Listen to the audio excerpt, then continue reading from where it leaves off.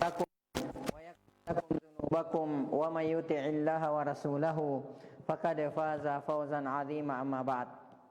Fa inna asdaqal hadithi kitabullah wa khairal huda huda Muhammadin sallallahu alaihi wasallam wa syarral umuri muhdatsatuha fa inna kulla muhdatsatin bid'ah wa inna kulla bid'atin dhalalah wa kulla dhalalatin finnar. Ay kama qala Rasulullah sallallahu alaihi wasallam, summa ma ba'd. Ikhwati fillah rahimani wa rahimakumullah ta'ala jami'a. Sebelum kajian ini kita mulai seperti biasa, sejenak mari kita kembali memanjatkan puji dan syukur kehadirat Allah Subhanahu wa taala, yang mana Allah Subhanahu wa taala sampai sore hari yang sangat berbahagia ini masih senantiasa memberikan kepada kita berbagai macam karunia dan kenikmatannya. Di antaranya nikmat kesehatan, nikmat kesempatan dan waktu luang, dan yang terbesar adalah nikmat Islam, nikmat iman, nikmat taufik, nikmat hidayah, nikmat sunnah, serta nikmat tauhid. Sehingga dengan seluruh nikmat inilah kita sampai pada detik ini masih bisa melaksanakan berbagai macam aktivitas-aktivitas duniawi kita, masih bisa melaksanakan berbagai macam bentuk ketaatan kepada Allah Subhanahu wa taala, melaksanakan sunnah-sunnah Rasulullah sallallahu alaihi wasallam, dan menunaikan berbagai macam kewajiban-kewajiban kita sebagai seorang muslim, sebagai seorang mukmin. Di antaranya melaksanakan sholat maghrib secara berjamaah, lalu kemudian dilanjutkan dengan thalabul ilmi. Kemudian selanjutnya tak lupa pula salam dan salawat semoga senantiasa tercurahkan atas junjungan Nabiullah Muhammad sallallahu alaihi wasallam, Nabi yang telah membawa kita, Nabi yang telah mengeluarkan dan menuntun kita dari gelap dan pekatnya alam jahiliyah menuju kepada terangnya alam Islam yang sempurna. Bapak-bapak, saudara-saudaraku sidang jamaah salat maghrib yang semoga dirahmati oleh Allah Subhanahu wa taala. Pada pertemuan kita kali ini atas izin Allah Subhanahu wa taala, kembali kita akan membacakan kitab Al-Kabair, buah karya dari Al-Imam Az-Zahabi rahimahullahu taala rahmatan wasi'ah. Pada kesempatan kita kali ini insyaallah kita akan melanjutkan pembacaan kitab, dan kita akan masuk pada poin yang ke-8. Ya, dosa besar yang ke-8, Al-Kabira As-Saminah. Ya, dosa besar yang ke-8 yaitu aklu malil yatimi zulma, memakan harta anak yatim secara zalim. Pembahasan ini penting untuk kita ketahui. Pembahasan ini penting untuk kita ketahui agar supaya nantinya ke depannya ketika kita diharuskan berhubungan atau bermuamalah, Allah Subhanahu wa taala mentakdirkan kita berhubungan atau bermuamalah dengan anak yatim, dengan anak yatim baik itu perorangan maupun lembaga atau sosial misalnya, maka paling tidak kita sudah mengetahui bahwa ternyata di sana ada dosa besar yang berhubungan dengan anak yatim ini, yaitu harta anak yatim.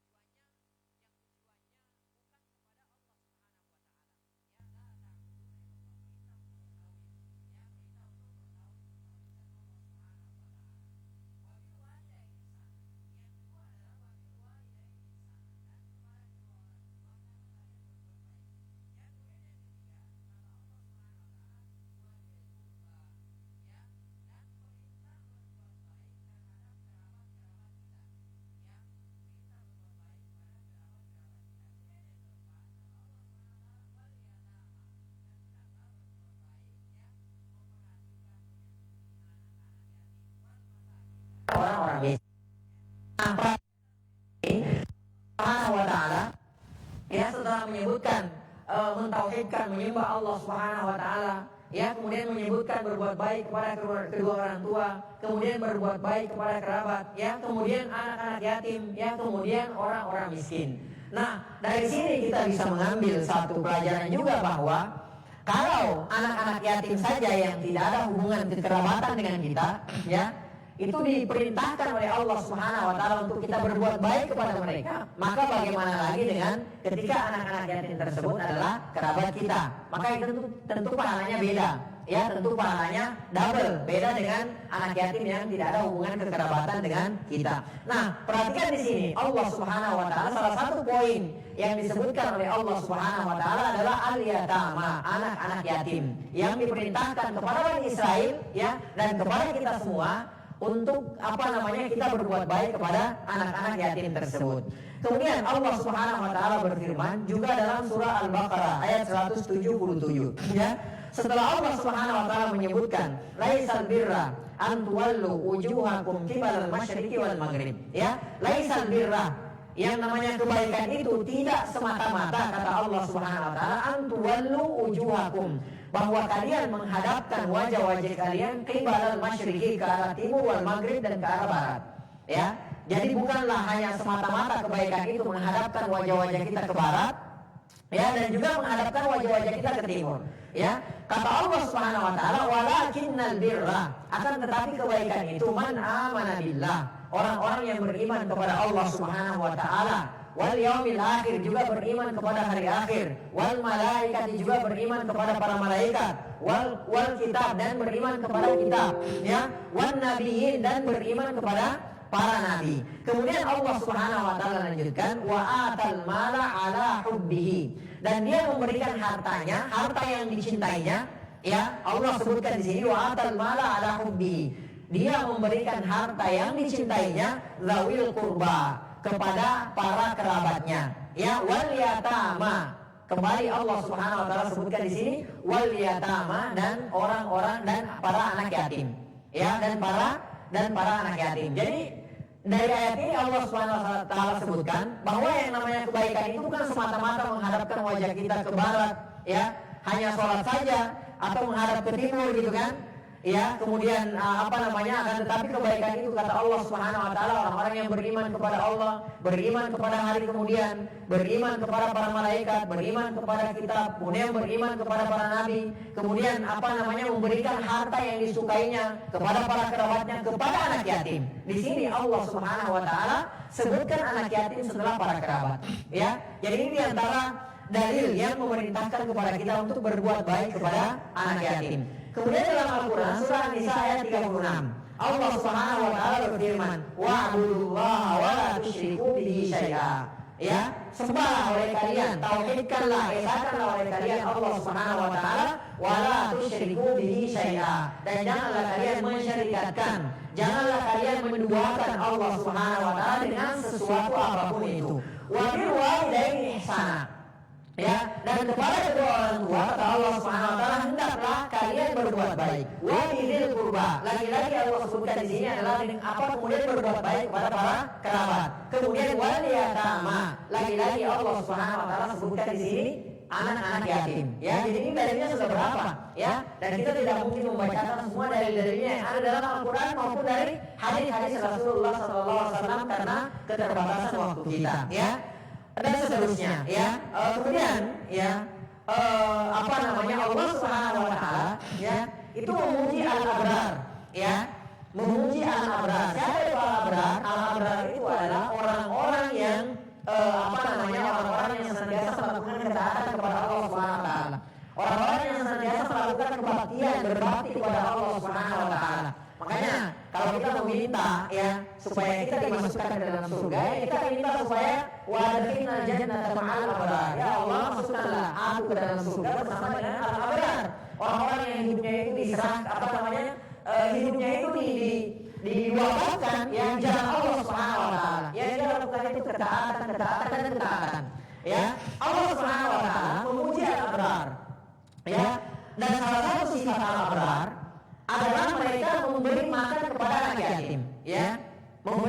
kepada anak yatim. Nanti kalau antum mau lihat al-abrar ini, ya, siapa yang dimaksudkan dengan al-abrar, silakan antum buka surah Al-Insan. Itu disebutkan di situ, ya, disebutkan siapa itu al-abrar. Nah, salah satu karakteristik mereka al-abrar ini, ya, yang dipuji oleh Allah Subhanahu wa taala dalam Al-Qur'an, ya, yaitu mereka senantiasa memberikan makan kepada anak-anak yatim. Ya, lihat Al-Quran surah Al-Insan ayat 8. Ya, wa yut'imuna ta'ama 'ala hubbihi. Dan mereka al-abrar itu, ya, penghuni surga yang disebut dengan al-abrar ini, mereka itu senantiasa memberikan makan, ya, makanan yang dicintainya. Ya, jadi bukan makanan yang sudah basi, ya, apa yang dibagi dari luar sana, kan? Atau mungkin yang sudah berhari-hari di kulkas, kita, istri kita, anak kita kalau mau nyeduh lagi, udahlah kita sedekahkan gitu. Kan ada juga di antara itu seperti itu. Ya, karena Allah dalam surah Al-Baqarah kan Allah Subhanahu wa taala melarang kita, janganlah kalian memberikan sesuatu yang mana kalian pun tidak menginginkan sesuatu tersebut. Karena masih ada di antara kita seperti itu, ya. Jadi isinya itu makanan kulkasnya itu penuh dengan makanan, ya. Jadi di saat makanan tersebut masih fresh, masih segar, gak mau disedekahkan, gak mau diberikan kepada orang lain.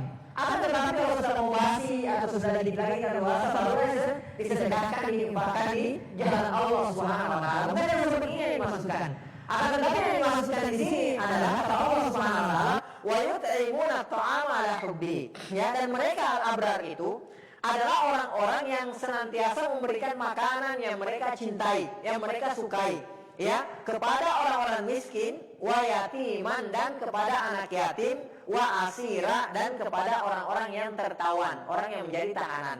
Ya, ini diantara karakteristik atau salah satu sifatnya daripada al-abrar yang dipuji oleh Allah Subhanahu wa taala dalam surah Al-Insan, dan mereka adalah calon penghuni surga. Nah, kalau mau menjadi al-abrar, ya, orang-orang yang dipuji oleh Allah Subhanahu wa taala, antum silahkan buka surah Al-Insan, lalu kemudian praktekkan, realisasikan, ya, sifat-sifat karakter mereka yang disebutkan oleh Allah Subhanahu wa taala, ya.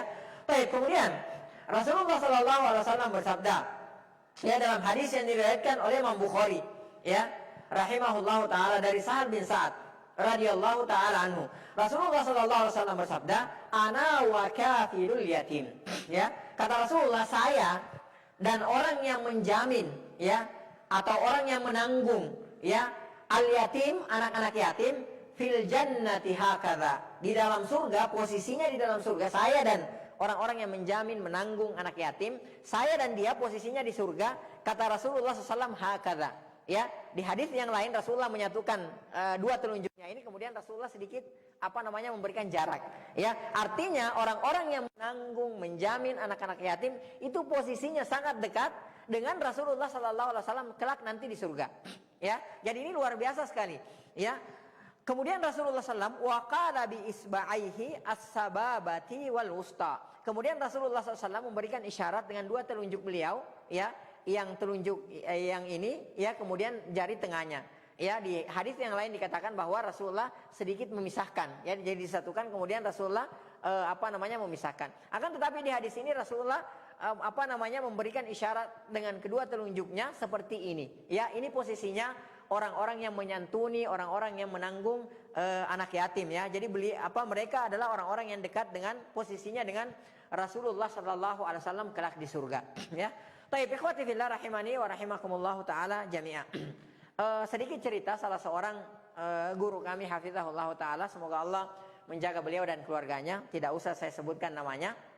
Ya, beliau itu Masya Allah, ya, beliau menghidupi seorang janda tua di rumahnya. Kemudian dengan 3 anak yatim, Masya Allah, ya. Jadi ditanggung kehidupannya, ya, semua kehidupannya dipenuhi. Apa yang anak-anak beliau pakai juga dipakai oleh anak-anak yatim tersebut. Apa yang anak-anak beliau makan juga dimakan oleh anak-anak yatim tersebut. Ya, jadi semuanya ditanggung. Ya, jadi Masya Allah semuanya ditanggung, disekolahkan, dikasih makan dan lain sebagainya. Ya, jadi subhanallah, ini ini yang saya lihat sendiri. Dan Masya Allah, ya, Allah Subhanahu wa taala, ya, membukakan pintu dunia bagi beliau, ya. Jadi jangan ditanya lagi tentang dunianya, Masya Allah, ya, dibukakan oleh Allah Subhanahu wa taala. Mungkin ini adalah salah satu diantaranya adalah karena ya beliau menghidupi seorang janda tua, lalu kemudian menghidupi anak-anak yatim, ya, jadi menanggung anak-anak yatim. Jadi masya Allah, ya. Taib. Nah, Imam At-Tabrani meriwayatkan, ya, Imam At-Tabrani meriwayatkan Rasulullah Sallallahu Alaihi Wasallam bersabda, "Man dhamma yatiman." Ya, perhatikan hadis ini. Kata Rasulullah SAW, "Man dhamma yatiman." Siapa yang menjamin seorang anak yatim? Ini Rasulullah katakan di sini seorang anak yatim. Gimana kalau kita menjamin 2, 3, 4 dan seterusnya? Ya, Rasulullah katakan di sini man dhamma yatiman. Siapa yang menjamin, menghidupi, menanggung seorang anak yatim, ya, minal muslimin, dari kalangan kaum muslimin, ya, ila ta'amihi wa syarabihi hatta yughniyahu Allah taala, ya, dari makanannya dan minumannya. Jadi diberikan makanan, diberikan minuman, ya, ditanggung semuanya, ya, hatta yughniyahu Allah taala, sampai Allah Subhanahu wa taala mencukupkan anak yatim tersebut kelak, ya. Kata Rasulullah SAW, aujaballahu lahul jannah, maka Allah Subhanahu wa taala mewajibkan baginya surga. Jadi masya Allah, ya, jadi masya Allah, ya, jadi jangan pernah memandang remeh, ya, memperhatikan anak yatim ini, apalagi sampai jangan memandang remeh menanggung atau menghidupi, ya, anak-anak, menyekolahkan, ya, anak-anak yatim. Kata Rasulullah SAW, illa ayya'mala dzamban la yughfar, kecuali kalau dia melakukan satu perbuatan amalan yang mana dia melakukan amalan yang tidak diampuni oleh Allah Subhanahu wa taala. Contohnya apa? Syirik, ya. Dia nanggung anak yatim, ya. Tapi dia juga kerjaannya suka minta kepada penghuni kuburan yang sudah mati gitu loh. Ya. Wah, saya mau ke kuburan, minta ke si fulan, ke wali, ke orang soleh gitu, supaya rezeki saya banyak dan untuk menghidupi anak yatim lagi. Nah, yang seperti ini waliyadzubillah, ya, tidak dijamin surga, tidak akan bisa masuk surga. Karena memang sudah jauh-jauh hari Allah Subhanahu wa taala juga sudah tegaskan dan sering kita bacakan ayat-ayatnya bahwa orang-orang yang meninggal di atas dosa syiriknya itu, ya, maka faqad harramallahu alaihil jannah, maka diharamkan baginya surga. Ya, kemudian mereka itu orang-orang yang seperti ini jelas habita amaluhu. Jadi amalannya semua hangus, ya, amalannya semua batal, ya, dibatalkan oleh Allah Subhanahu wa taala. Ya, kemudian orang-orang seperti ini maka akan kekal di dalam neraka jahanam. Ya, kata Rasulullah SAW, orang yang menjamin anak yatim dari kaum muslimin, makanannya dia jamin, minumannya dia jamin, sampai kelak Allah mencukupkan si anak yatim ini, ya, maka dia diwajibkan masuk ke dalam surga, kecuali kalau dia melakukan satu dosa yang mana dosa tersebut berpotensi tidak diampuni oleh Allah Subhanahu wa taala. Contohnya apa? Dia berbuat kesyirikan, mensyirikatkan Allah Subhanahu wa taala. Waliyadzubillah. Jadi memang syirik ini biang kerok, ya, menghalangi seluruh kebaikan kita, ya. Makanya kita katakan bahwa yang namanya kesyirikan itu adalah kriminal yang terburuk yang ada di alam semesta ini, ya, yaitu mensyirikatkan, menduakan Allah Subhanahu wa taala. Wa nas'alullah taala salamal afiyah. Kemudian Imam At-Tabrani juga meriwayatkan dari Abu Darda radhiyallahu taala anhu, beliau berkata, ya, atan nabiyya sallallahu alaihi wasallam rajulun yashku qiswata qalbihi, ya. Jadi ada seorang laki-laki yang datang menghadap kepada Rasulullah SAW, kemudian si laki-laki ini curhat, ya, mengadukan kondisinya kepada Rasulullah SAW. Apa yang dialami oleh si laki-laki ini? Si laki-laki ini merasa bahwa hatinya keras, ya, hatinya keras, membatu. Ini para sahabat, masya Allah, radhiyallahu taala anhum ajma'in. Ketika mereka merasa hatinya merasa keras, gitu kan, mereka datang bertanya kepada Rasulullah SAW. Beda dengan kita. Kita kalau hati kita keras, makin jauh dari majelis ilmu, kan gitu. Makin jauh dari guru-guru kita, makin jauh dari para ulama kita. Ya, kita cari hiburan-hiburan, dengerin musik kayak gitu kan, datang ke datang karaokean, datang ke diskotik dan lain sebagainya. Ya, kumpul dengan teman-teman gitu kan.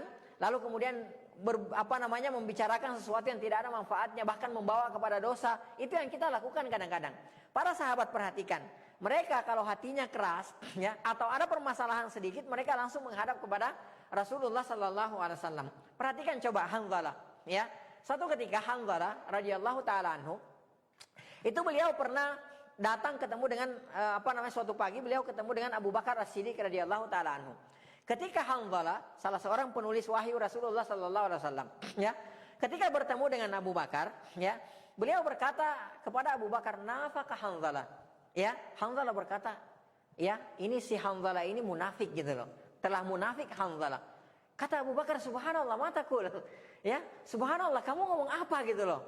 Ya, ente sadar nggak dengan omongan antum gitu loh. Ya, kata beliau bahwa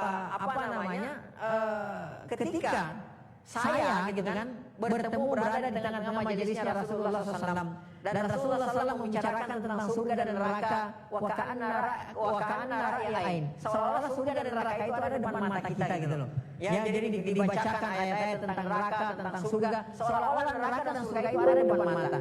Kata beliau, apabila kita kembali wa idza afasna ma'al auladi wal azwaj, apabila kita sudah kembali ke anak-anak kita, istri kita, dengan duniawi kita, nasina kathiran, kita langsung lupa. Jadi beliau mengatakan, waduh, jangan-jangan Hanzalah munafik gitu kan, seperti itu. Kemudian kata Abu Bakar As-Siddiq, loh, kok kita sama ya? Ya, Abu Bakar loh, Masya Allah. Ya, orang yang pertama kali setelah Rasulullah SAW dari umat ini masuk surga. Ya, Abu Bakar As-Siddiq radhiyallahu ta'ala mengatakan, loh kok kita sama? Ya udah yuk kita ke Rasulullah SAW. Perhatikan, ya. Jadi mereka ketika merasakan hal-hal yang seperti ini, maka yang mereka lakukan adalah menemui Rasulullah SAW. Sekarang Rasulullah SAW sudah tidak ada lagi. Ya, sekarang Masya Allah banyak majelis-majelis ilmu. Ya, banyak guru-guru kita, para ulama kita, Masya Allah. Silakan antum datang ke mereka itu. Ya. Dekatlah dengan dengan para guru kita, dengan para ustadz kita, gitu kan, seperti itu. Ya. Nah, apa beliau di sini? Ya, beliau mengeluh ya kepada Rasulullah SAW, curhat kepada Rasulullah SAW, ya, tentang kerasnya hatinya. Kemudian Rasulullah SAW memberikan solusi. Ya, Rasulullah SAW memberikan petunjuk. Kata Rasulullah SAW, "Atuhibbu ayyalina qalbuka wa tudriku hajataka?" Ya, kata Rasulullah, mau enggak ya hatimu jadi lembut, bahkan bukan cuma itu saja, semua keinginanmu dipenuhi oleh Allah Subhanahu wa taala. Ya, maka kata Rasulullah sallallahu alaihi wasallam, irhamil yatima. Ya, kasihilah anak yatim. Ya, wamsah ra'sahu, dan usaplah kepala anak yatim tersebut. Wa at'imhu min ta'amika, dan berikan makan dari makanmu. Ya, simpel ya sebenarnya ya. Jadi kita merahmati, mengasihani anak yatim, kemudian kita usap-usap kepala anak yatim, ya. Kemudian kita beri makan dari apa yang kita makan. Jadi kalau misalnya kita makannya daging setiap hari, ya kasih makan daging, ya. Jangan ini buat anak yatim tahu tempe aja gitu, agak murahan gitu. Jangan. Ya, yang dimaksudkan di sini adalah minta dari yang kau makan. Ya. Jadi kalau kita makan daging onta, ya udah kasih juga daging onta, seperti itu. Ya.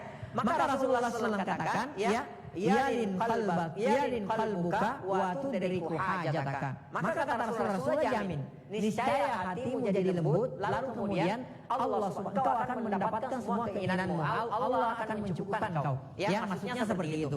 Nah, coba kita perhatikan, bagi antum yang mungkin biasa mengusap kepala anak yatim, perhatikan, itu setelah itu pasti ada pengaruhnya dalam hati kita. Ya, sedikit banyaknya pasti antum merasakan pengaruh. Pasti hati antum jadi lembut, ya, jadi lunak itu hati kita. Ya, hati kita jadi pengasih gitu kan, hati kita jadi penyayang. Bahkan kadang-kadang ada sebagian orang ketika dia mengusap-usap kepala anak yatim, ada yang sampai meneteskan air mata. Ya, karena Rasulullah SAW jamin, ya, bahwa kalau misalnya hati kita, ya, jadi ini salah satu solusi Rasulullah. Jadi kita kalau lagi keras hatinya gitu kan, seperti itu ya. Entah sebabnya kenapa kok hati kita belakangan ini jadi keras ya, maka datanglah, tengoklah anak-anak yatim. Datangi anak-anak yatim, kemudian apa yang kita lakukan? Kita usap-usap kepalanya, kita berikan makanan kepada anak yatim tersebut. Ya.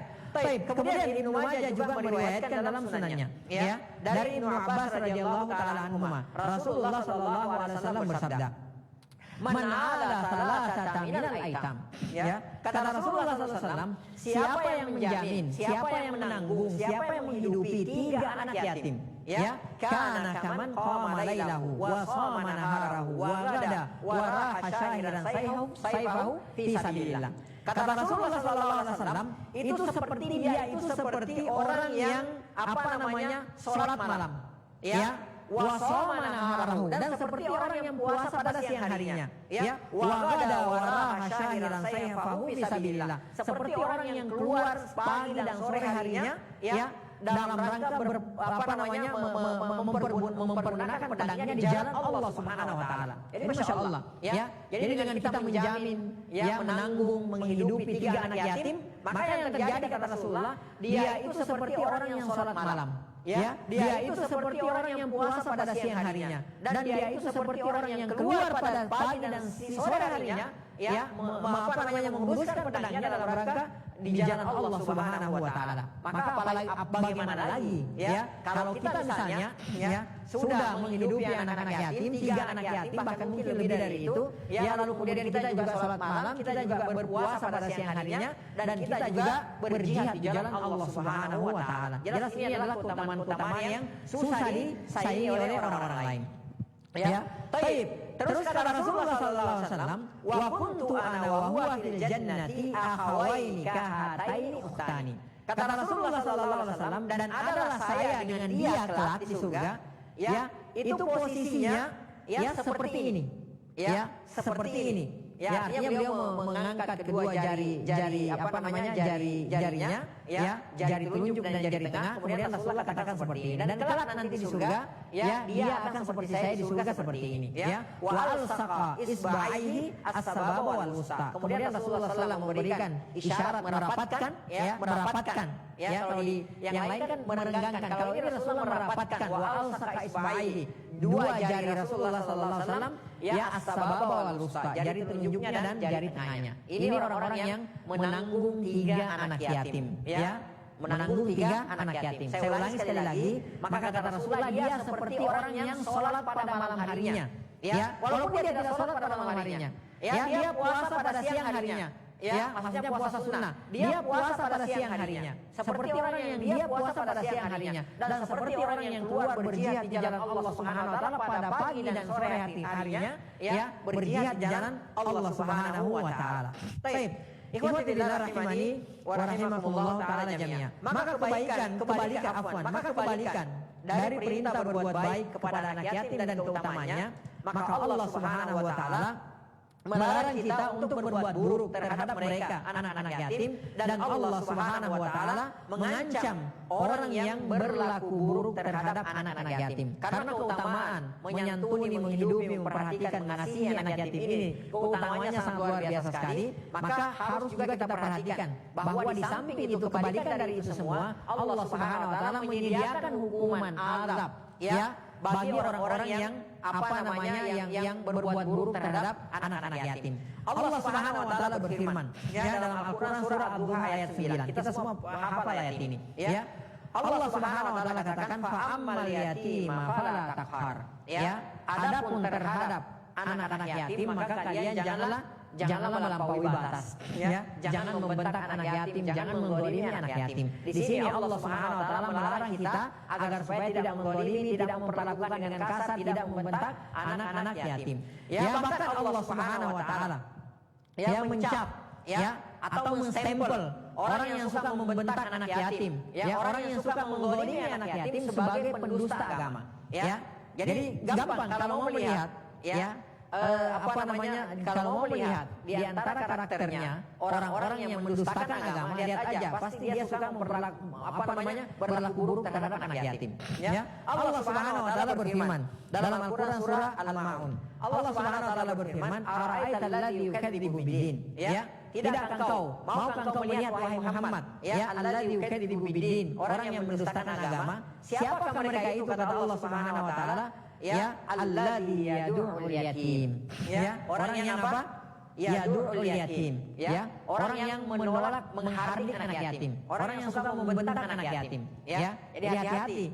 Ya, kalau ada kita menanggung anak yatim, ya, kerjanya kita hanya menghardik, membentak anak yatim tersebut, maka hati-hati. Ya, karena takutnya kita dimasukkan oleh Allah Subhanahu wa taala sebagai golongan orang yang mendustakan, ya, agama Allah Subhanahu wa taala. Ya. Kemudian kata Allah Subhanahu wa taala, wala yahuddu ala ta'amil miskin. Ya, orang yang mendustakan agama itu adalah tidak yahuddu ala ta'amil miskin, tidak memberi motivasi, ya, agar supaya memberi makan kepada anak yatim. Ya, jadi apa di antara bentuk, salah satu bentuk pendustaan kita terhadap agama kita ini adalah ketika kita tidak memotivasi orang lain dalam rangka memberi makan orang-orang miskin. Jadi hati-hati, bukan hanya memberi makan loh ya, tapi kita cuek gitu kan. Ya, kita cuek gitu. Enggak pernah gitu, enggak ada usaha untuk mengingatkan orang-orang. Ya, apalagi sampai mengajak orang-orang untuk memberi makan orang-orang miskin. Maka berbahagialah orang-orang yang punya jiwa sosial. Ya, yang mana di samping dia juga mengeluarkan hartanya ya untuk memberi makan kepada orang-orang miskin, dia juga apa? Dia juga mengajak orang lain untuk memberi makan kepada orang-orang miskin. Ya, jadi perhatikan di sini Allah Subhanahu wa taala katakan wala yahuddu. Dia tidak memotivasi orang. Ya, dia tidak memberikan dorongan motivasi kepada orang ala ta'amil miskin untuk memberi makan kepada orang miskin. Ya, jadi perhatikan. Ya, jadi jangan sampai saking cueknya kita, ya, jangan kan memberi makan. Ya, memberi motivasi orang saja kita enggak pernah gitu, enggak ada apa namanya motivasi kita seperti itu, ya. Jadi mohon maaf, jangan kita hanya setiap saat hanya Masya Allah ngaji luar biasa, Masya Allah menuntut ilmu ini kan luar biasa. Tapi tidak cukup sampai di situ. Ya, kita dituntut untuk mengamalkan apa yang sudah kita tuntut. Di antaranya adalah bagaimana caranya agar supaya kita bisa memberi makan orang-orang yang yang miskin, yang tidak mampu. Ya, seperti itu. Ya, saya di beberapa masjid, Masya Allah, ya sering dengarkan cerita-cerita yang luar biasa. Ya, di salah satu masjid saya pernah dengarkan cerita bahwa setiap hari Jumat itu ada muhsinin rutin ya mensuplai makanan, dan sampai detik ini itu nggak tahu siapa orangnya. Ya, nggak tahu karena dia nggak mau nampakkan diri gitu loh. Jadi dia suka nyuruh orang yang berbeda-beda mengantarkan, dan hanya mengantarkan security, nggak ke masjidnya. Dia hanya kasih amanah, tolong segera antarkan ke masjid. Ya, dan itu setiap hari Jumat. Ini Masya Allah. Ya, ada lagi yang luar biasa yang Anda dengar gitu kan. Baru pekan kemarin gitu kan. Jadi masjidnya itu butuh karpet. Ya, total karpet yang dibutuhkan itu dananya sekitar 200 juta. Ya, sekitar 200 juta lebih. Ya, karpetnya karpet yang kalau kita loncat membel gitu ya. Itu tebal Masya Allah ya. Kita kalau sujud tuh lupa bangun gitu loh. Ya, jadi betah berdoa gitu kan seperti itu. Ya, antum tahu nggak? Setelah dia mengajak orang untuk memberikan sedekah ya, memberikan infak untuk karpet itu, seminggu kemudian ada yang transfer di rekening 200 juta, dan dia tidak, dan sampai detik ini nggak tahu siapa orangnya. Ya, anak sampai pengen nangis gitu loh. Jadi kayak iri malu gitu. Ada orang-orang yang seperti itu. Kita setiap hari bicara kok nggak bisa seperti itu gitu loh. Ya. Jadi pengen nangis dengarnya seperti itu, dan ada orang-orang yang seperti itu. Nah, kita nih yang dengarkan cerita-cerita seperti ini, ya marilah ya kita berusaha mengamalkan apa yang sudah kita tuntut. Ya, ilmu yang sudah kita dapatkan, mari kita berusaha amalkan. Ya, kita memberikan makan kepada orang-orang miskin. Kalau kita tidak bisa memberikan makan kepada orang-orang miskin, maka kita ajak kita ajak teman-teman kita yang punya uang, ya, yang punya berlebih, yang setiap hari makan enak, kita ajak agar supaya memberikan makan kepada orang-orang miskin dan anak-anak yatim yang mungkin jarang merasakan makanan enak. Wallahu taala a'lam bishawab. Kita akan lanjutkan setelah azan Isya. Naam.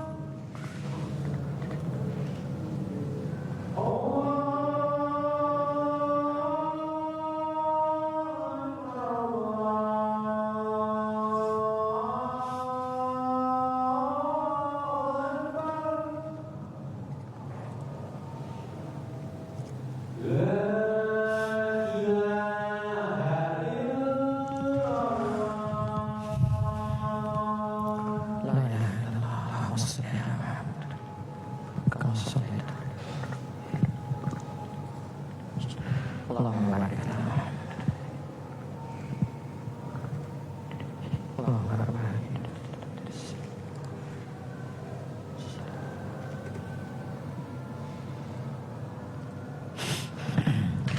Baik, kita lanjutkan.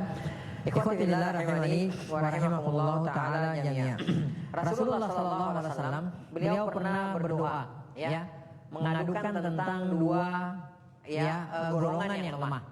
Ya, mengadukan kepada Allah Subhanahu wa taala dua golongan yang lemah. Sebagaimana dalam hadis yang diriwayatkan oleh Ibnu Majah, juga diriwayatkan oleh Imam Ahmad dan Imam An-Nasa'i rahimahullah taala jami'a. Hadis ini datang dari Abu Hurairah radhiyallahu taala anhu. Ya, Rasulullah sallallahu alaihi wasallam bersabda, Allahumma inni uharriju haqqad dha'ifaini. Ya Allah, aku mengancam gitu ya seperti itu. Orang-orang yang menyia-nyiakan haqqud dha'ifain. Haknya dua golongan yang lemah. Dua golongan yang lemah. Siapa mereka itu? Kata Rasulullah SAW, al-yatim wal mar'ati. Anak yatim dan wanita. Jadi hati-hati. Rasulullah SAW pernah mendoakan, mengadukan kepada Allah Subhanahu wa taala dua golongan ini. Yang pertama adalah anak yatim. Yang kedua adalah wanita. Jadi hati-hati, jangan sampai kita menggolimi anak yatim. Dan jangan sampai kita menggolimi wanita, terutama wanita yang ada di sekeliling kita, istri kita, putri-putri kita dan lain sebagainya. Hati-hati, karena ini sudah pernah, Rasulullah SAW pernah berdoa mengadukan dua golongan ini, kepada Allah Subhanahu wa taala. Jadi hati-hati, terutama yang yang ada anak yatim di rumahnya, terutama yang yang mungkin diberikan takdir oleh Allah Subhanahu wa taala menghidupi dua wanita atau tiga wanita atau empat wanita. Hati-hati, jangan sampai menzalimi mereka, karena ini adalah pesannya Rasulullah sallallahu alaihi wasallam. Saya mengancam orang-orang yang menyia-nyiakan haknya dua golongan. Yang pertama anak yatim, kemudian yang kedua adalah wanita. Oleh karenanya, ikhwatillah rahimani wa rahimakumullah taala jami'a, hendaklah kita berhati-hati bagi orang-orang yang mengelola harta anak yatim, baik dalam bentuk perorangan maupun dalam bentuk lembaga atau yayasan. Hati-hati, karena ini adalah amanah. Ini adalah amanah dan kecamannya, ancamannya, azabnya luar biasa. Kalau misalnya kita diberikan amanah ini, lalu kemudian kita sia-siakan, atau waliyadzubillah sampai kita makan dengan zalim, harta haknya anak yang tersebut, maka hati-hati. Banyak di antara kaum muslimin yang bahkan mohon maaf menjadikan anak yatim itu sebagai lahan bisnis, menjadikan sebagai lahan bisnis. Banyak anak-anak yatim dimanfaatkan untuk jadi pengemis, untuk jadi pengemis. Banyak dari kaum muslimin yang membuat lembaga-lembaga atau yayasan-yayasan, bahkan ada perorangan mengatasnamakan anak yatim. Akan tetapi ternyata dia untuk memperkaya dirinya sendiri, untuk memperkaya dirinya sendiri. Bahkan waliyadzubillah ada golongan-golongan tertentu dari kaum muslimin yang memanfaatkan anak yatim, yang mana dana-dana yang seharusnya itu adalah haknya anak yatim dipergunakan dalam rangka untuk memperbesar organisasinya, dalam rangka untuk memperbesar organisasinya. Banyak di antara kita seperti itu, wa nas'alullah ta'ala salamu alafiyah. Hati-hati, ini ancamannya sangat luar biasa sekali. Siapa yang memakan harta anak yatim, menyalahgunakan harta anak yatim secara zalim, maka hati-hatilah, karena ancamannya sangat luar biasa sekali. Rasulullah sallallahu alaihi wasallam itu pernah mengingatkan Abu Dzar radhiyallahu taala anhu. Siapa yang tidak kenal dengan sahabat mulia Abu Dzar radhiyallahu taala anhu? Ini pernah diingatkan oleh Rasulullah sallallahu alaihi wasallam. Kalau sekali beliau saja radhiyallahu taala anhu diingatkan oleh Rasulullah SAW, maka bagaimana lagi dengan kita yang tidak ada apa-apanya, tidak ada jaminan dari Allah Subhanahu wa taala, tidak ada jaminan iman kita kuat, tidak ada jaminan amalan kita sudah diterima dan diridhoi oleh Allah Subhanahu wa taala.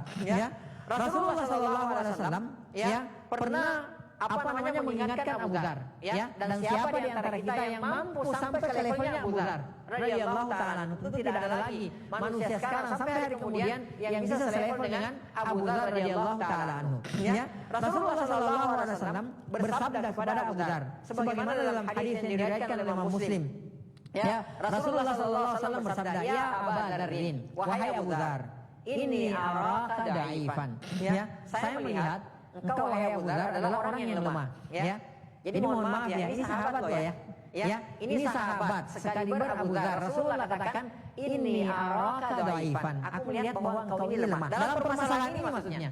Ya. Jadi di sini juga kita bisa mengambil pelajaran bahwa kita ini enggak boleh hanya bermodal semangat saja. Ya, jadi jangan kita ini enggak bisa manage harta anak yatim gitu. Lantas kita juga merasa pede untuk terjun di bidang tersebut, hati-hati. Ya, Abu Dzar sendiri kalau keimanan enggak diragukan keimanan beliau. Tapi apakah dengan begitu serta merta Rasulullah SAW memberikan motivasi kepada Abu Dzar, ya udah kamu terjun aja di situ, ya, kamu lakuin aja itu, saya yakin terhadap kamu. Apa Rasulullah bilang seperti itu? Rasulullah katakan bahwa, ya Aba Dzarrin, ini araka dhaif. Saya melihat bahwa engkau itu lemah wahai Abu Dzar dalam permasalahan ini misalnya, ya, dalam permasalahan ini kondisinya. Ya, kata beliau, wa inni uhibbu laka ma uhibbu li nafsi. Abu Dzar, saya mencintai kebaikan buat engkau sebagaimana aku mencintai kebaikan tersebut untuk diriku, kata Rasulullah sallallahu alaihi wasallam. Kata Rasulullah sallam, la ta'amarna ala itsnaini. Abu Dzar, jangan engkau memimpin dua orang lebih. Ya. Jadi beliau itu tidak bisa di situ, ya. Jadi engkau tuh tidak bisa di situ. Engkau tuh tipenya bukan orang yang bisa memimpin dua orang atau lebih. Ya, ini Abu Dzar loh. Ya, sekali lagi beliau tidak diragukan keimanannya. Ya, beliau tidak diragukan keimanannya. Ya, beliau termasuk orang-orang yang Allah Subhanahu wa taala katakan radhiyallahu taala anhu. Ya, radhiyallahu taala anhum. Ya, jadi mereka adalah orang-orang yang sudah diridhoi oleh Allah Subhanahu wa taala. Akan tetapi kata Rasulullah, ya, la ta'amarna ala itsnaini. Jangan engkau memimpin dua orang lebih. Ya. Kemudian Rasulullah katakan, wala tawallayanna ma la yatim. Ya, jangan pula engkau coba-coba ya menjadi pengurus ya harta anak yatim. Ya, ini Abu Dzar loh. Ya, ini Abu Dzar. Adakah di antara kita yang sampai levelnya kepada Abu Dzar radhiyallahu taala anhu? Ya, Rasulullah katakan seperti itu. Karena kenapa beliau melihat bahwa dalam permasalahan ini Abu Dzar radhiyallahu taala anhu mungkin tidak cakap. Ya, tidak cakap dalam permasalahan ini. Jadi bisa saja itu menjadi tanggung jawab beliau radhiyallahu taala anhu kelak di akhirat. Ya, jadi jangan coba-coba kita hanya bermodalkan semangat, ya. Lalu kemudian kita melakukan sesuatu yang mana itu sebenarnya kita tidak bisa lakukan. Ya, apalagi kalau sampai kita menyalahgunakan, ya, kita memakan harta-harta anak yatim yang diamanahkan kepada kita secara zalim. Jadi hati-hati, terutama bagi kita yang diberikan amanah, ya, lembaga, yayasan, ya, ataupun perorangan, hati-hati terhadap harta anak yatim ini. Ya, banyak ayat dan hadis, ya, yang memerintahkan kepada kita semua untuk menjaga harta anak yatim. Ya, apalagi yang diberikan amanah. Sampai-sampai Nabi Khidir, ya, alaihi salam, ya, sampai-sampai Nabi Khidir dan Nabi Musa itu dikirim oleh Allah Subhanahu wa taala untuk menjaga harta anak yatim. Ya, jadi Nabi Khidir, ya, dan Nabi Musa alaihi salam, ya, Allah Subhanahu wa taala mengirim keduanya dalam rangka untuk menjaga harta anak yatim. Ya, sampai jauh, sampai menyeberang lautan. Ya, sampai menyeberang lautan keduanya, ya, alaihi salam dikirim oleh Allah Subhanahu wa taala dalam rangka untuk menjaga harta anak yatim. Ya, coba lihat dalam Al-Qur'an surah Al-Kahfi ayat 77. Allah Subhanahu wa taala berfirman, "Fawajada fiha jidaran yuridu an yanqadha faqama." Ya, kata Allah Subhanahu wa taala, tatkala mereka melewati sampai di suatu tempat setelah menyeberangi lautan, ya, maka keduanya mendapati di satu kampung tersebut, ya, ada sebuah tembok yang mana tembok tersebut yuridu yang qadda yang sudah roboh, ya. Jadi mereka menemukan di satu kampung suatu rumah yang ada temboknya. Tembok tersebut sudah roboh, ya. Fa'aqama, maka Khidir alaihi salam, ya, itu menegakkan, membetulkan tembok tersebut supaya tidak roboh, ya. Nah, belakangan setelah Nabi Musa bertanya kepada beliau tentang perbuatannya tersebut, apa yang beliau lakukan itu, gitu kan, seperti itu. Ya, kenapa lakukan seperti itu? Kenapa kita tidak minta upah kepada masyarakat? Kita sekarang lagi lapar, lagi haus, kita minta makanan kepada mereka, mereka nggak mau ngasih makanan kepada kita. Ya, kenapa kita kenapa Anda lakukan ini dan kenapa Anda tidak meminta upah kepada mereka? Ya, maka belakangan Khidir alaihissalam beliau menjelaskan tentang maksud tujuannya membetulkan tembok tersebut. Ya, beliau mengatakan wa amal jidar, ya, dalam surah Al-Kahfi. Wa amal jidar, kata beliau, adapun tembok yang tadi mau rubuh itu, fakana li ghulamaini yatimaini fil Madinah, adalah ya milik dua orang anak yatim yang ada di kota ini. Ya, wa kana tahtahu kanzul lahuma. Dan tahu nggak kamu bahwa di bawah tembok tersebut yang mau roboh itu ada harta peninggalan ayahnya, harta warisan yang ditanam di bawah tembok tersebut. Wa kana abuhuma sholihah, dan adalah ayah kedua anak yatim ini dulunya adalah orang yang soleh. Ya, dulunya adalah orang yang soleh. Ada ahli tafsir mengatakan bahwa ya bukan ayah langsungnya gitu loh. Akan tetapi ada yang mengatakan ayah yang ketujuhnya, maksudnya kakeknya yang ketujuh. Ya. Jadi para ahli tafsir mengatakan di sini dahsyatnya orang soleh. Ya, dahsyatnya orang soleh itu keturunannya dijaga oleh Allah Subhanahu wa taala, bahkan sampai 7 turunan. Ya, itu dijaga sama Allah Subhanahu wa taala. Dahsyatnya orang yang soleh. Jadi kalau kita mau turunan kita dijaga oleh Allah Subhanahu wa taala, maka kita solehkan diri kita. Ya. Perbanyak salat, perbanyak sujud. Ya, maka Allah Subhanahu wa taala bukan hanya menjaga kita tapi akan menjaga anak turunan kita. Ya. Maka kata beliau yang diabadikan oleh Allah Subhanahu wa taala dalam surah Al-Kahfi, wa kana abuhuma sholihah, dan adalah ayah keduanya dulunya adalah orang yang soleh. Fa arada rabbuka ayyabluga asydahuma, dan Tuhan wahai Musa menginginkan ya agar supaya ketika anak ini sudah mencapai usia dewasa, wa yastakhrijakan zahuma rahmatan min rabbik, dan Allah Subhanahu wa taala barulah memberikan ilham kepada keduanya bahwa di bawah tersebut ada hartanya yang diwariskan oleh orang tuanya ketika umurnya sudah mencapai umur balik. Ya. Baik, qadillah rahimani wa rahimakumullah taala jami'a. Maka penulis ya Al-Imam Az-Zahabi rahimahullah taala yang memasukkan dosa besar yang ke-8 adalah aklu malil yatimi bidzulma. Jadi memakan harta anak yatim secara zalim. Ya. Pertanyaannya sekarang, lihat dari judul ini dan melihat dari dalil yang dibawakan nanti oleh beliau rahimahullah taala, apakah boleh kita memakan harta anak yatim kalau tidak secara zalim? Ya, karena di sini kan dikatakan aklu malil yatimi bidzulma, memakan harta anak yatim secara zalim. Pertanyaannya sekarang, apakah boleh kita memakan harta anak yatim kalau tidak zalim? Ya, jawabannya gimana? Ya, jawabannya insyaallah boleh. Ya, akan tetapi betul-betul tidak mengolimi anak yatim tersebut. Nanti kita lihat dalilnya. Ya. Baik, qala al-muallif rahimahullah taala. Ya, berkata al-muallif rahimahullah taala al-kabiratus tsaminah, dosa besar yang ke-8, aklu malil yatimi bidzulma. Ya, jadi memakan harta anak yatim secara zalim. Kemudian ya, qala al-muallif rahimahullah taala, ya, qala Allah taala, Allah Subhanahu wa taala berfirman.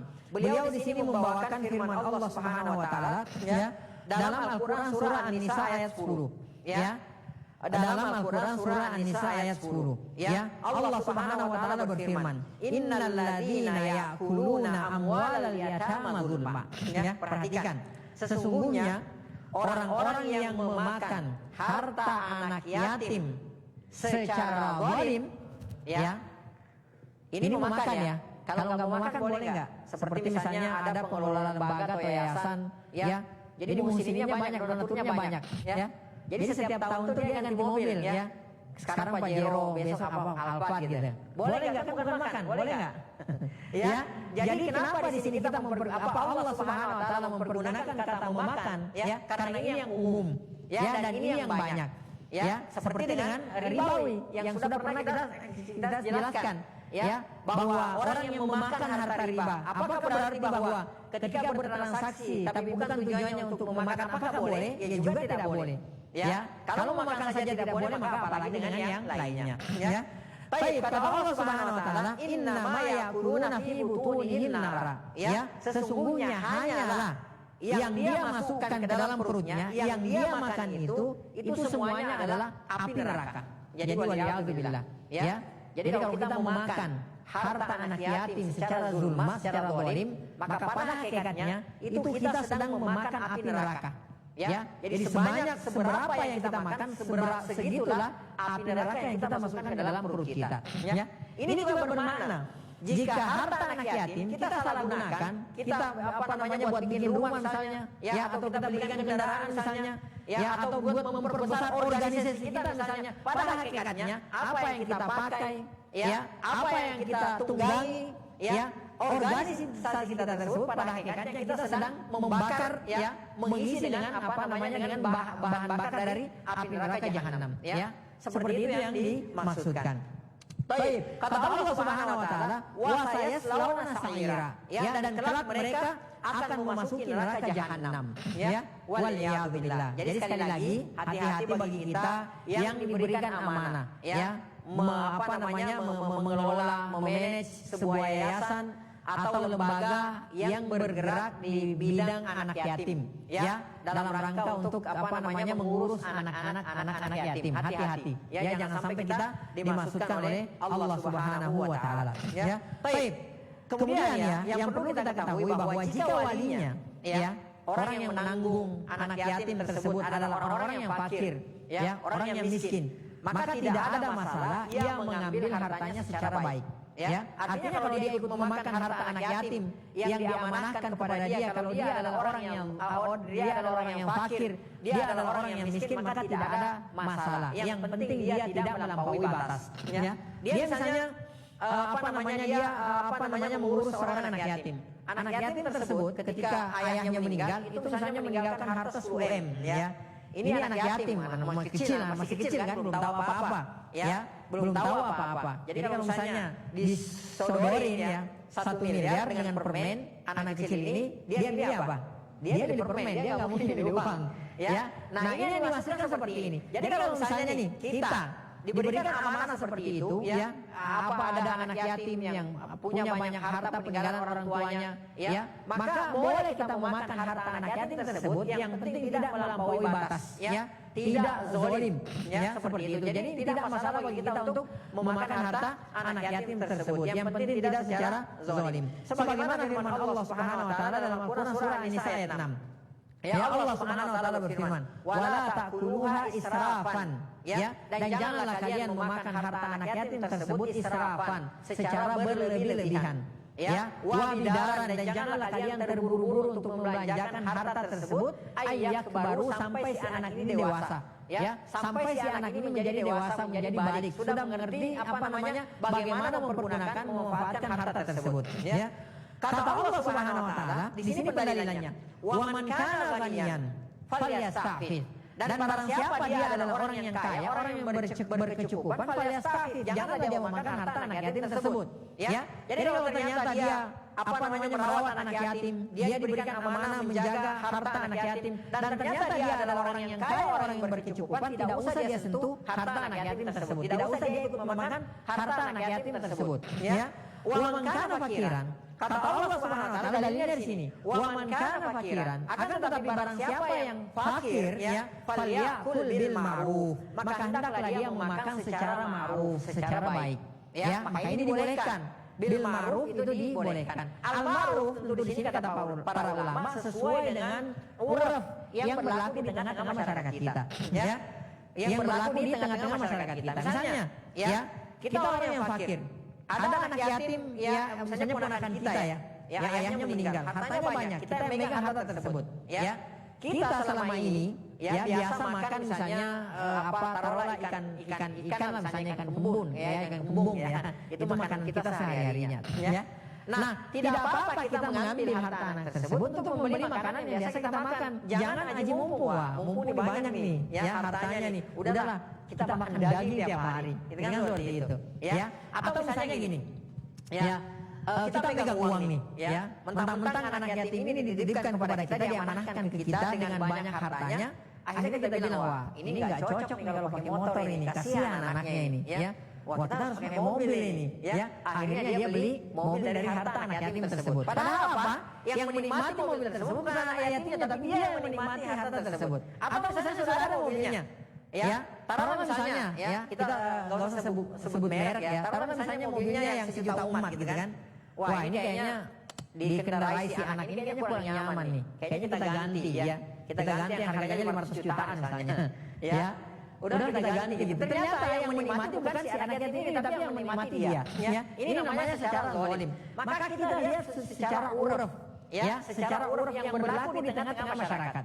Ya, kalau misalnya dia diberikan amanah yang memegang sebuah lembaga misalnya, ya, yayasan, lalu kemudian dia mengelola harta anak yatim di situ, banyak donaturnya musliminnya, ya, dan sampai misalnya ada saldonya mungkin sampai ratusan juta, bahkan mungkin sampai miliaran gitu kan, seperti itu, maka tidak apa-apa dia mengambil dari situ karena dia memang ditugaskan bekerja di situ, ya dia memakan gaji dari lembaga tersebut. Ya, taruh misalnya sesuai UMR gitu kan, kalau di Depok misalnya berapa 3 juta gitu misalnya gitu kan, seperti itu, maka dia mengambil setiap bulannya seperti itu. Ya, jangan mentang-mentang ya karena saldo apa namanya anak yatim ini misalnya ratusan bahkan apa namanya miliar, kalau begitu saya gaji 20 juta sebulan. Ya nggak mau kalau nggak 20 juta. Ini namanya secara zalim. Ya jadi boleh kata Allah Subhanahu wa taala bil ma'ruf, secara ma'ruf. Ya, secara baik sesuai dengan kata para ulama, tentu sesuai dengan uruf yang berlaku di tengah masyarakat. Ya, jadi kalau misalnya kita berada di suatu daerah, kita mengelola harta anak yatim dan juga masya Allah saldonya banyak sekali, banyak musliminnya karena makmur daerah tersebut dan UMR-nya misalnya di situ misalnya 15 juta, ya maka seperti itulah. Ya sesuai dengan uruf yang berlaku di tengah masyarakat. Ya, baik. Ikhwati fillah wa akhwati fiddin rahimani wa rahimakumullah taala jami'an.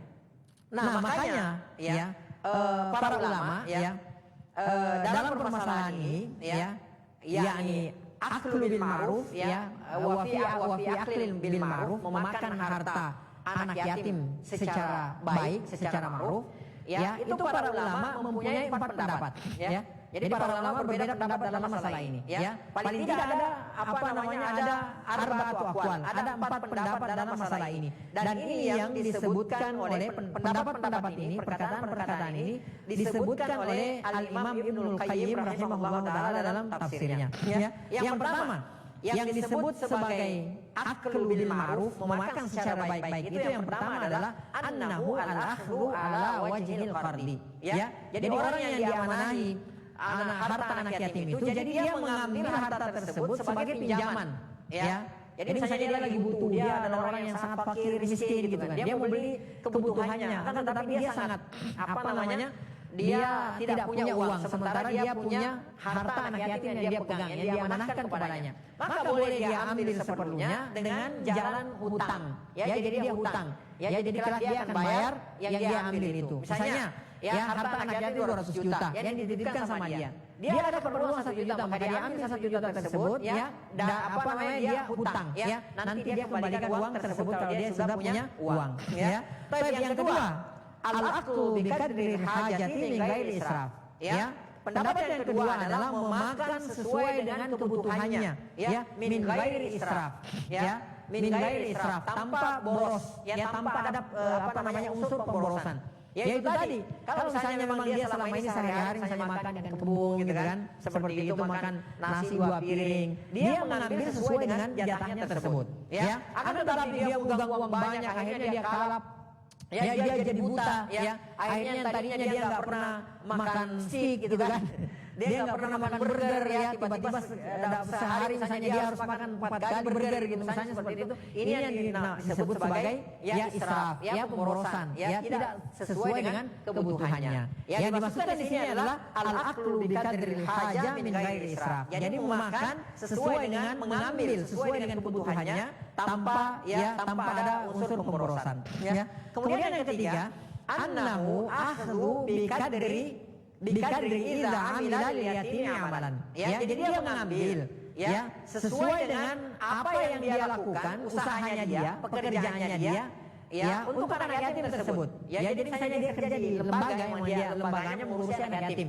ya, yayasan yang mengurusi anak yatim ya, yaitu tadi UMR di tempat tersebut berapa ya, dia ambillah sesuai dengan UMR, standar UMR yang berada di tempat tersebut ya. Jadi jangan dia misalnya anak yatim 50%, dia 50%. Wah, ini kayaknya yayasan kita butuh kendaraan operasional, udah kita ambil dari situ. Yang agak bagusan dikit lah, Fortuner misalnya, ya, agak bagusan dikit biar nyaman, anak yatimnya juga biar nyaman. Padahal dia pakai gitu seperti itu. Ya, jadi ini apa namanya tidak sesuai dengan peruntukannya. Ya, jadi boleh ya kita bekerja untuk mereka, bekerja untuk anak yatim tersebut, ya, mengusahakan maslahatnya, kebaikannya, maka kita boleh mengambil ya sesuai dengan kadar pekerjaan kita tersebut. Ya. Tapi kemudian yang keempat, annahu al-akhdhu 'inda darurah. Jadi dia boleh mengambil dalam kondisi darurat. Memang dia sangat butuh, dia darurat membutuhkan harta tersebut. Ya.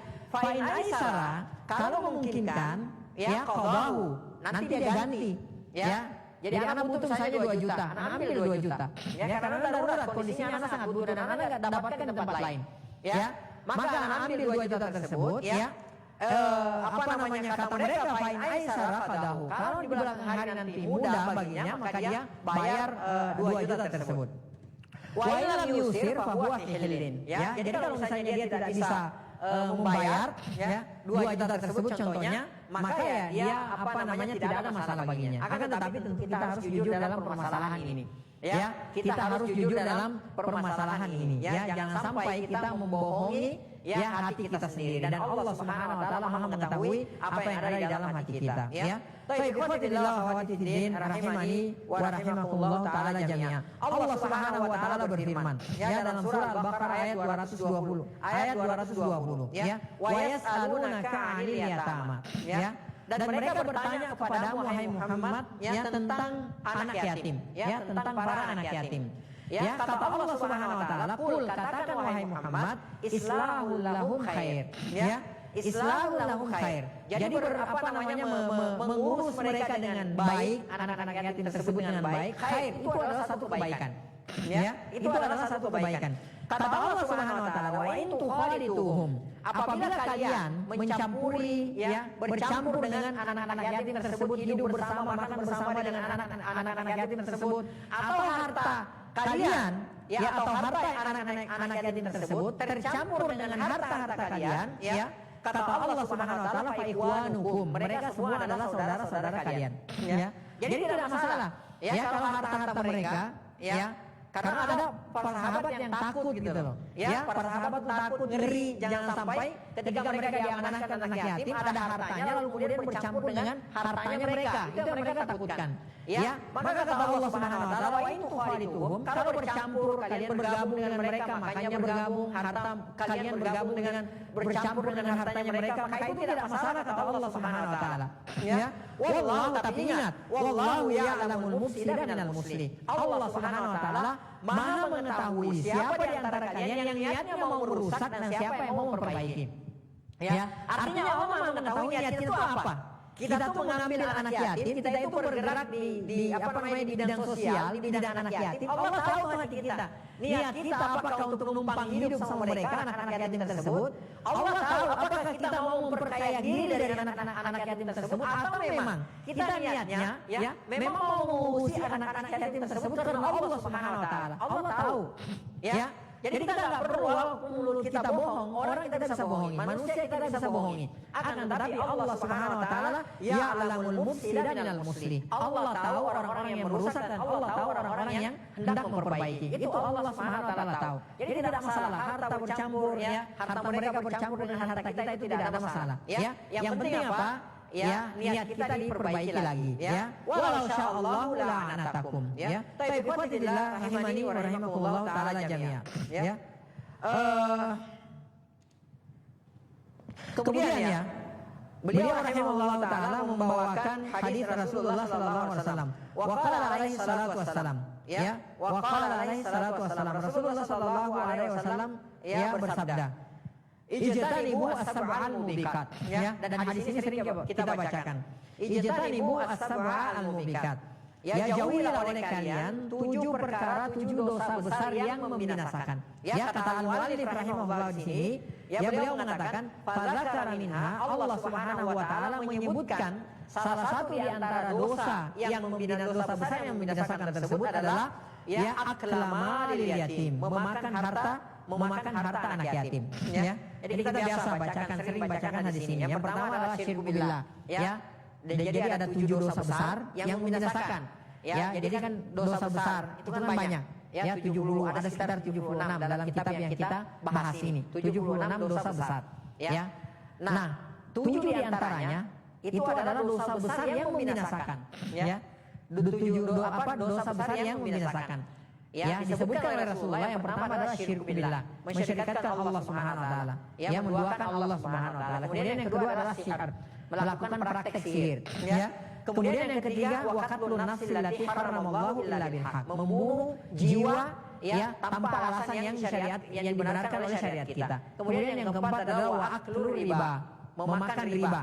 Ya, yang kelima wa aklu malil yatim, dan poinnya di sini memakan harta anak yatim. Ya. Kemudian yang keenam wa tawalli yaumaz zahfi.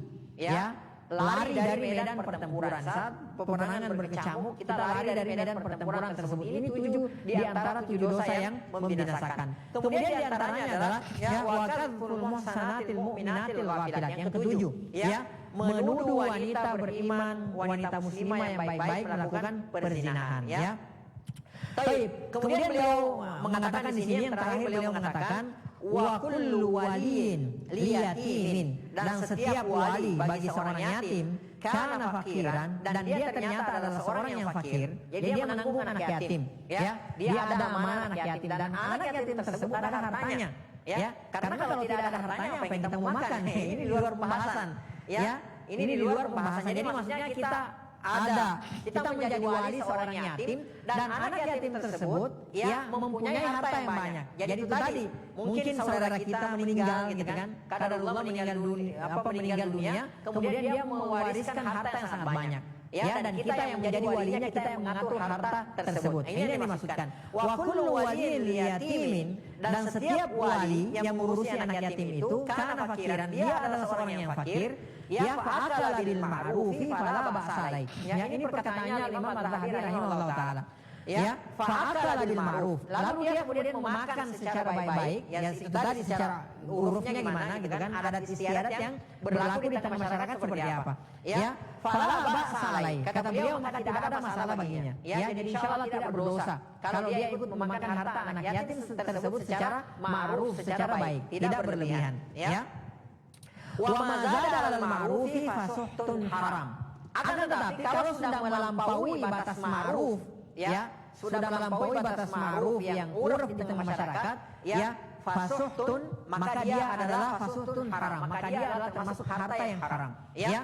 Wal ma'rufu, kata beliau di sini yang ma'ruf itu, ya, patokannya adalah yurja'u fi ila urfin nas. Ya, jadi dikembalikan kepada uruf kebiasaan yang berlaku di tengah masyarakat di mana kita berada. Ya, al-mu'minina al-khalina minal aghraril khabithah. Ya, orang-orang beriman itu hendaknya dia itu tidak ada tendensi ya daripada yang jelek. Ya, jadi nggak boleh ada tendensi yang jelek. Jadi dia mengurus anak yatim tendensinya itu jelek. Ya.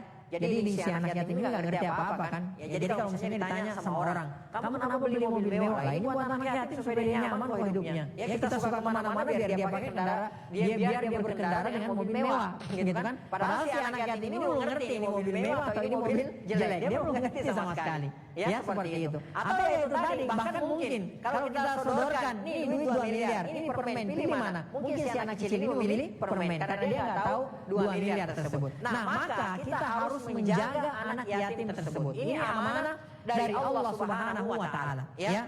Kalau memakan harta, harta manusia pada umumnya saja, ya. Allah larang kita dengan larangan yang sangat keras, maka bagaimana lagi dengan memakan harta anak yatim yang mana anak yatim tersebut tidak mengerti apa-apa. Ya. Makanya Allah Subhanahu wa taala mengancam, ya. Karena si anak yatim ini tidak mengerti apa-apa, tidak tahu apa-apa, lalu kemudian kita memanfaatkan harta anak yatim tersebut. Kita pergunakan, kita makan, ya, harta anak yatim tersebut secara zalim. Baik, maka ya akhiran yang terakhir, ya kesimpulan dari dosa besar kali ini yang yang ke-8 ini, ya kita bisa mengambil kesimpulan diantaranya adalah bahwa ya annal yatima mas'uliyat kulli muslim, ya, bahwasanya yang disebut sebagai anak yatim itu adalah tanggung jawab setiap kaum muslimin, ya. Jadi kita semua ini bertanggung jawab. Kita perhatikanlah, kita lihatlah saudara kita lihat tetangga kita, teman kita, sahabat kita, mungkin ada di tengah-tengah mereka itu anak-anak yatim. Maka kita perhatikanlah anak-anak yatim tersebut, karena ini adalah merupakan tanggung jawab kita bersama, ya. Kemudian yang kedua, daruratul muhafadzah ala malil yatim, ya. Jadi pentingnya menjaga harta anak yatim, ya. Jadi pentingnya menjaga harta anak yatim tentunya yang diamanahkan kepada kita. Kemudian yang ketiga, an-nahyu anil isa'atil yatim, larangan berbuat buruk terhadap anak yatim. Kemudian yang terakhir adalah uqubatu akli malil yatim, azab, atau hukuman yang disediakan oleh Allah Subhanahu wa taala bagi orang-orang yang memakan harta anak yatim secara zalim. Ini empat kesimpulan yang bisa kita ambil dari dosa besar yang ke-8 kali ini. Wallahu taala a'lam bishawab. Mohon maaf jika ada yang salah, kalau ada yang keliru, itu semua berasal dari saya pribadi, dari lemahnya ilmu dan dari syaitan. Ya, sementara yang benar itu semua datangnya dari Allah Subhanahu wa taala. Apa yang salah, apa yang keliru yang saya ucapkan, ya Allah Subhanahu wa taala berlepas diri dari kekeliruan tersebut. Mungkin masih ada waktu sedikit, ya. Kalau ada yang mau bertanya dipersilahkan. Nah, Allah taala a'lam bishawab.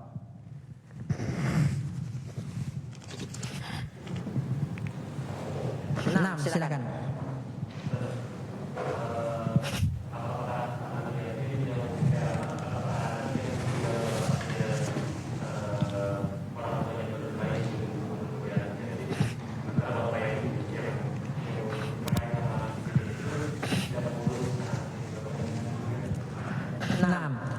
Cerai tapi nggak meninggal kan?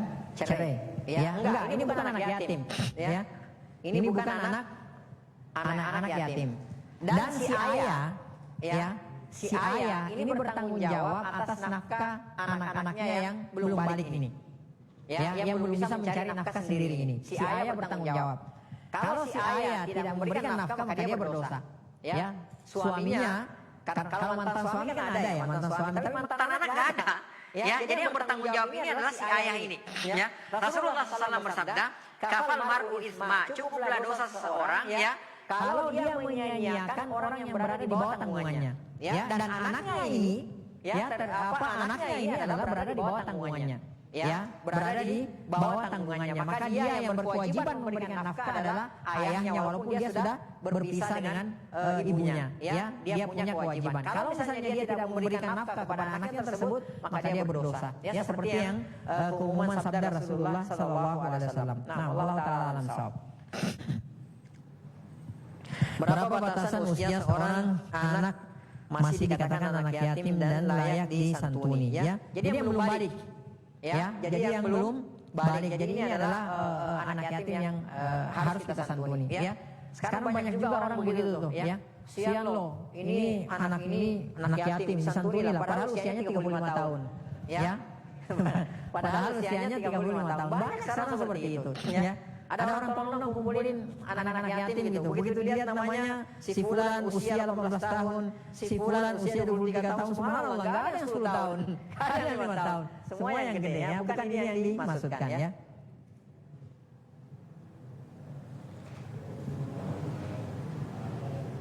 Apakah anak yatim yang kaya juga berhak mendapatkan perlakuan yang sama dengan anak yatim yang kurang mampu? Ya. Tentunya secara umum, ya, Rasulullah SAW katakan ya yatiman. Dalam banyak hadis kan yatim, seorang yatim, dan tidak disebutkan kondisinya. Untuk perlakuan ya, seperti misalnya kita mengusap kepalanya, mengasihani mereka, menyayangi mereka, itu harus sama seperti itu perlakuannya. Ya, harus disamakan dengan anak-anak yatim yang lain. Karena ini bukan permasalahan mampu tidak mampu saja gitu loh. Ya, coba antum bayangkan, ada anak yatim yang kaya raya, ya, hartanya banyak.